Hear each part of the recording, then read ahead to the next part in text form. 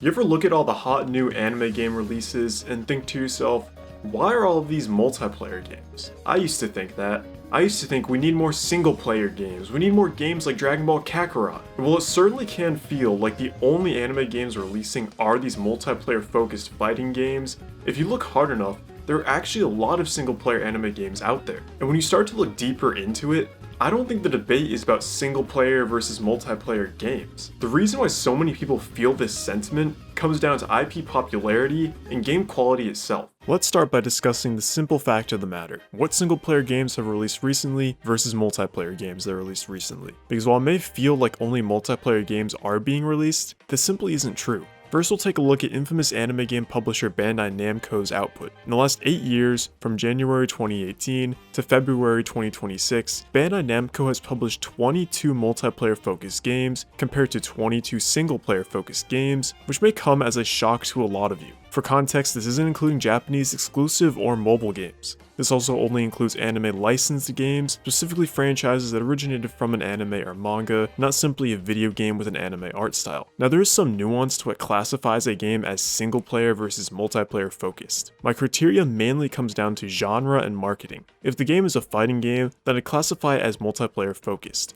It may offer single player content, but that does not make it a single player focused game. More often than not, this single player content, like story modes, will feel like an afterthought, as if developers only included it out of obligation, not because it was their core focus. This also applies to other team-based games such as Shinobi Striker. Sure, it offers single player content, but Bandai Namco's marketing clearly labels it as a multiplayer focused experience. And after these explanations, it might be a surprise that the number of multiplayer games is equal to that of single player games. Well, if you're only following major mainstream franchises, then it certainly will be a surprise. But if you're a fan of non-mainstream franchises, then this really shouldn't be all too shocking. Most anime games based on mainstream series that general audiences know tend to be multiplayer focused, as opposed to non-mainstream anime series receiving single-player focused games. Dragon Ball, My Hero Academia, and Jujutsu Kaisen are all big hit shonen franchises that even many non-anime fans know about, and they're also series that consistently get multiplayer games. But you know what anime series receive single-player games from Bandai Namco?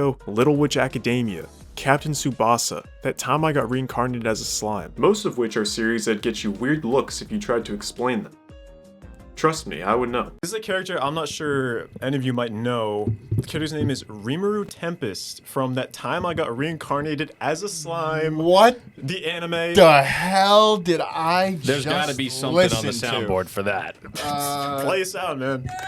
No, not that. To be fair, Dragon Ball has received both, with Kakarot being the standout single-player game, but we'll touch on that later. Looking beyond Bandai Namco reflects this sentiment as well. Sega got the rights to Demon Slayer, the franchise behind the highest-grossing anime movie of all time, and published both the Hinokami Chronicles fighting games and the Sweep the Board party game. But other franchises across various publishers have received mainly single-player games. The Fairy Tail RPGs, the Fairy Tail Dungeon Crawler, the Fairy Tail Volleyball game. This whole lineup is just really funny to me. Fist of the North Star, Yuru Camp got a VR game for some reason, and not to mention the number of anime franchises that get visual novel games, like Konosuba or ReZero. Of course, there are exceptions to every rule, but there is undeniably a pattern here to notice. So why does this pattern exist? There are a couple of reasons. For one, only a mainstream anime would have the audience needed for a multiplayer game's player base to last. When we look at a game like Kill la Kill If, admittedly, it did have a number of problems behind the scenes, but could never even garner a meaningful player base in the first place, and quickly fell into obscurity. Its anime first aired in 2015, and the If game didn't release until 4 years later in 2019, which by then the franchise wasn't nearly as relevant anymore. So even though Kill la Kill If was a very good fighting game, no one really took notice. I can't imagine a game like Ultra Rumble or Shinobi Striker being able to survive as long as these games have if they were tied to a lesser known franchise like Cran Shinchan. That's a bad example, but you get my point. But also looking in terms of genre, these mainstream anime, which more often than not happen to be battle shonen, just lend themselves well to these types of games. Dragon Ball, Naruto, My Hero Academia, series like these revolve around fighting and action, so they translate well to PvP focused games. And we've even seen publishers try their hand with these franchises at single player experiences. One Piece's last 2 games were an RPG and an open world action game, which makes sense considering the series focused on adventure and world building. Dragon Ball Kakarot is another example, adapting the story of Dragon Ball Z to a single-player action-adventure game.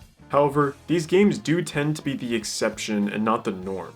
So why do games like Cursed Clash and A Hero Nobody Knows keep releasing, even though arguably other genres might fit these series better? Well, the business model of these types of games seems much more appealing than that of a single player game. Usually with a single player game, it's a one and done. You beat the story mode and that's it. You're done with the game. But multiplayer games can last much longer. They can garner player bases with thousands of players. With an active player base comes more money. Fighting games especially have an easy DLC model. Release the game, and keep it relevant by releasing paid DLC characters every few months. Sure, you can try this model with the single player game. I think that's kind of dumb, but sure, you can try it. Now that's not to say that releasing a multiplayer game is easy, it's really the contrary. Developers have to now consider things like balancing and netcode. It's a much more strenuous investment, but it can yield better results, which is why a publisher would be more inclined to take that risk with a popular franchise rather than with a niche one. But what approach is better? Should all mainstream games be multiplayer, or do we need more releases like Kakarot? Well, these questions, they miss the real point.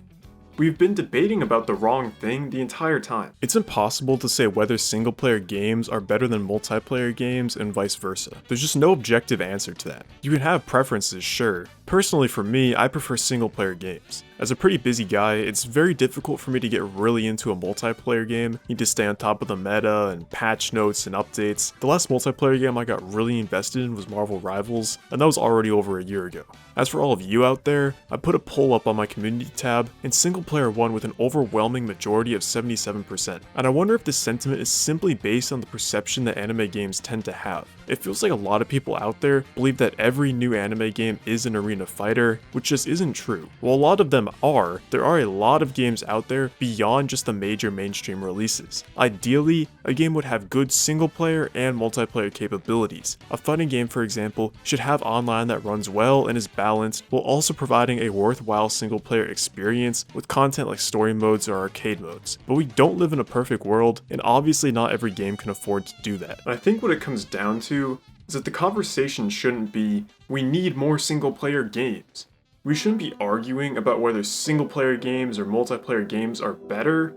We should be advocating for just more good games. Take Kakarot for example. A large, big budget, single player release, and it does fairly well critically. But even it still falls prey to that over-monetized DLC model. Bandai has released 7 different story packs for this game. Daima's portion was split in 2, charging $20 for each part. That is ridiculous. Remember those 2 One Piece games I mentioned before? Both have pretty mixed, if not just negative reviews. Even a lot of those smaller single-player releases don't have the best receptions either, like the time I got reincarnated as a slime, Captain Tsubasa. You can certainly have a preference for single player or multiplayer games, I know I do, but when a game is good, I don't think it really matters. If a multiplayer game is good, then I can still enjoy it without having to religiously study the meta. If a single player game is good, then I can beat the game and feel satisfied without needing more. That's what we should really be asking for. There's room for both single player and multiplayer anime games. With enough creativity, a lot of series and genres can fit both approaches. So instead of asking, can this anime get a single player game?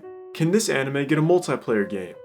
We should be asking, can this anime just get a good game?